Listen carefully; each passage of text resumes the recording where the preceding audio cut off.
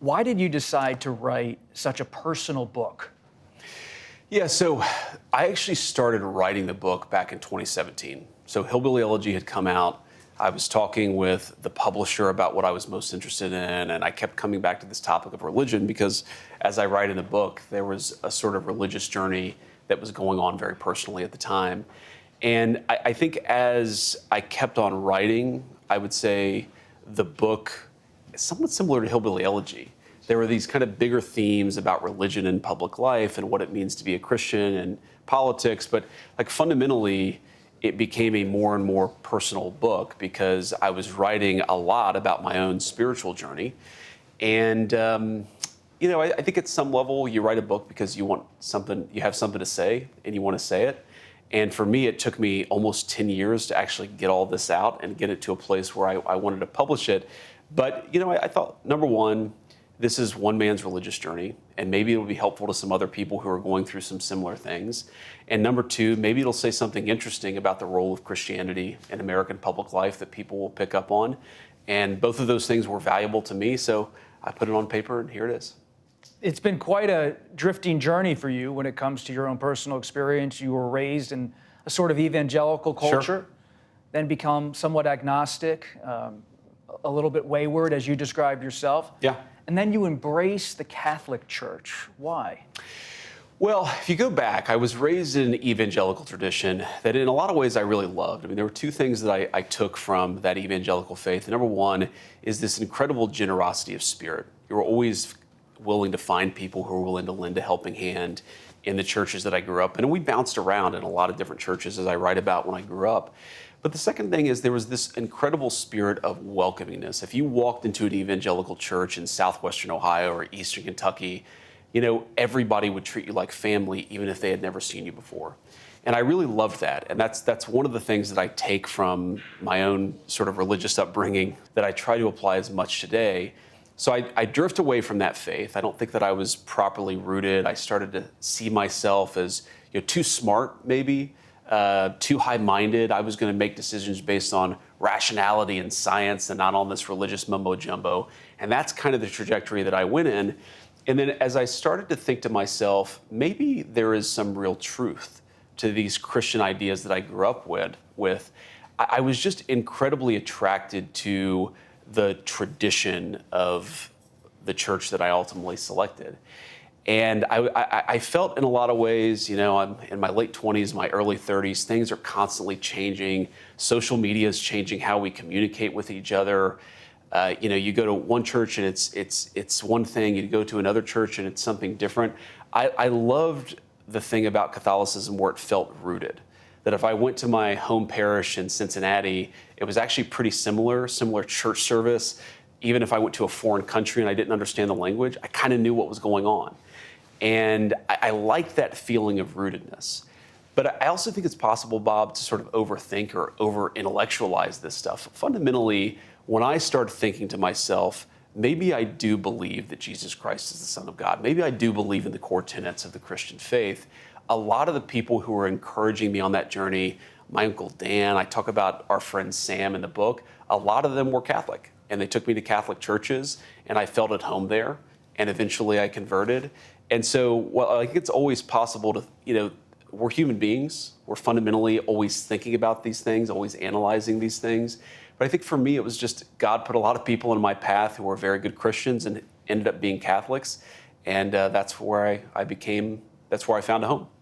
And some of your journey seems to be almost a reaction to your dissatisfaction with modern life, with the way your life was going. You write about, quote, the rat race of meritocracy. You were climbing this ladder, but you somehow didn't feel fulfilled.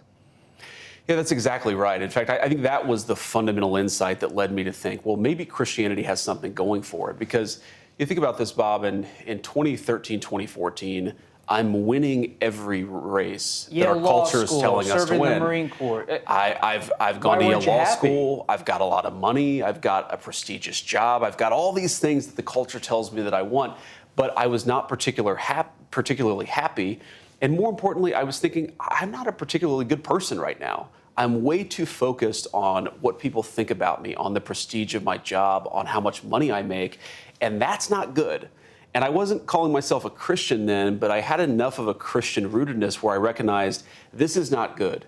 You got to be focused on other things. I'd fallen in love with this girl who is now my wife. We were thinking about having a family together. And you start asking yourself, how do I be a good husband? How do I be a good provider? How do I be good at the things that actually matter?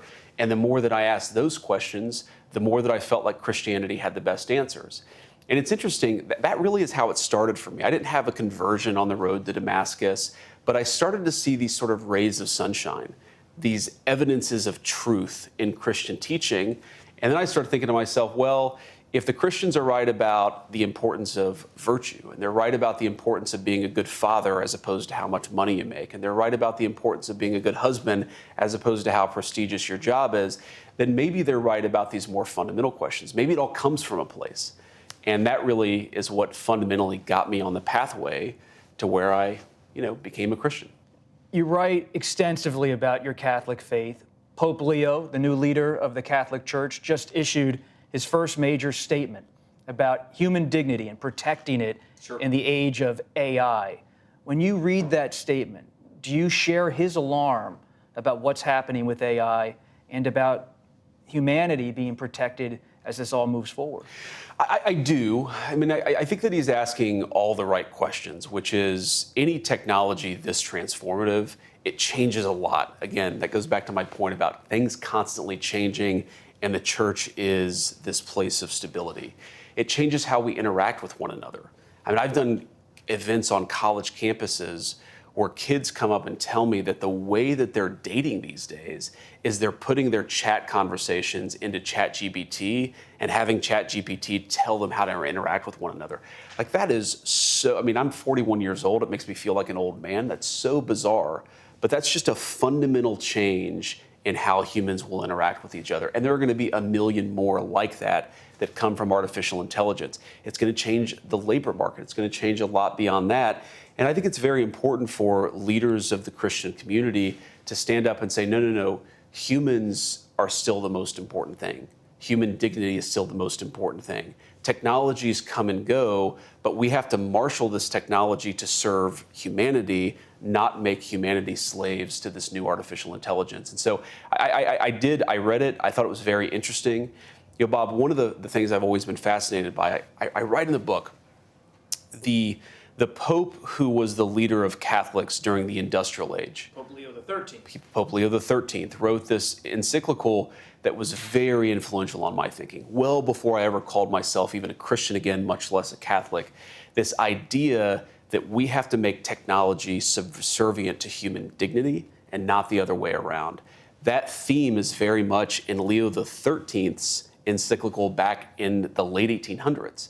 And when Leo XIV chose that name, I immediately thought to myself, this is a guy who recognizes that he has to apply 2,000-year-old Christian concepts to something very new, very exciting in a lot of ways. I think there's a lot of promise. I think AI could cure diseases that were previously incurable, but there are some real issues, and we always have to make sure that any technology serves humanity.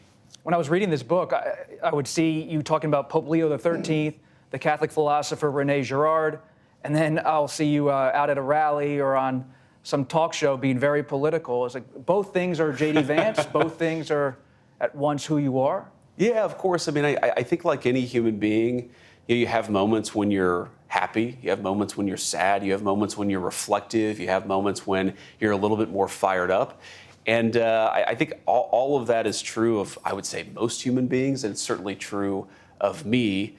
I think that one of the challenges, and I write about this a little bit in the book, but one of the fundamental challenges of my life is that I really do believe that Jesus is the Son of God and that there are all of these moral truths that flow from it. Well, how do you apply those moral truths in a very messy world where there are a lot of trade-offs, there are a lot of competing factors? And that's a big part of what you have to do as a political leader that's what you do as a political leader while also keeping true to your faith and trying to apply it in the modern world. So absolutely, both of those parts, I think, are part of being a political leader in modern America. I know you have called this the most boring topic, but a lot of people don't know you as well as all the Washington insiders. Okay. So genuinely, people are curious about your answer to this question. Sure. After the midterm elections, we know you're focused on the midterm elections now, will you and your family make a decision about whether you will seek the Republican nomination? Well, we certainly have to make a decision about something because I have this job and I'm blessed to have this job, honored to have this job until January 20th of 2029. And Usha and I will absolutely sit down and talk about what comes next for our family. But, I think people sort of assume that I'm sitting around figuring out whether I'm going to run for president, whether I'm not going to run for president. The way that I make decisions is I try not to make them until I absolutely must. And right now, I'm doing a really good job, I think, for the American people. I'm trying to do a great job for the American people, and that's what I'm focused on. And I really don't ever want my thought about a future job, whether it's president or anything else, to make me a worse vice president. And the way to do that is to keep my attention on the job that I have right now. And just final thing, what's your gut at this point, knowing it's early? Do you lean toward running or not?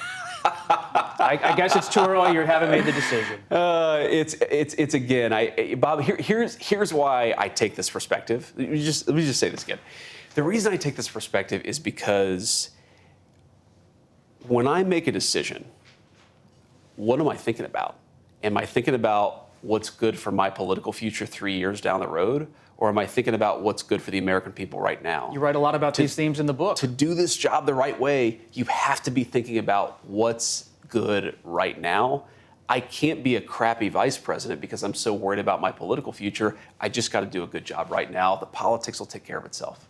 At some point, you have to make a decision, though. I will. Yeah, at some point, you'll have to make a decision, but not yet.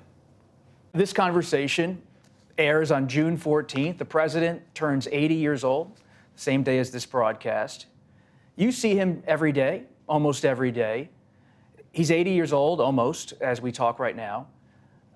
People talk about president's health going back to the founding of the country. How do you see it, knowing you're not a medical professional? How do you see his health, his energy at this age? Yeah, so first of all, if this is airing on June 14th, the most important day today is not the president's birthday. It's happy anniversary to my lovely wife. So this is our, 12th wedding anniversary. But my sense of the president's health is that it's off the charts good. His focus, his energy, his constant grinding. I mean, the presidency is a crazy job. You constantly have, more than a dozen cabinet secretaries. You have every particular crisis that comes up. They're coming to you at all hours of the night. And the joke that I have with Scott Bessent, our Treasury Secretary, is, we get a call at 2:30 in the morning, and it's the president. And he's like, "Were you awake?" And it's like, "Yes, sir. I'm always awake at 2:30 a.m." and that's been my sense of the president, is that he's constantly going. I think that he feels a sense of, if you're lucky, you get 8 years in that job. He's one of the lucky ones. But 8 years is not that long, and he's trying to make every single day count. So he's constantly pushing everybody to do as much as possible. So I think he's in great health. I think, you see the people, the media constantly talking about that. I guess this is just something the media is going to talk about. But from what I've seen, I've literally never once thought to myself, he doesn't have the stamina or the energy to do this job. Never if anything, once. Not once. If anything, he's got more stamina and energy than a lot of people in the cabinet who are 30 years his junior. And I think that's a good thing, because you want a president who is able to do that grind every single day.